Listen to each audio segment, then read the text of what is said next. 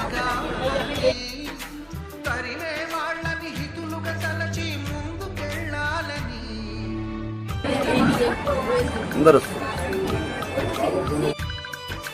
కన్నుల నీటిని కలల సాగుకై వాడుకోవాలని కాచే నిప్పుని ప్రమిదగా మలచి కాంతి పంచాలని గుండెతో ధైర్యం చెప్పెను చూపుతో మార్గం చెప్పెను అడుగుతో గమ్యం చెప్పెను నేనున్నానని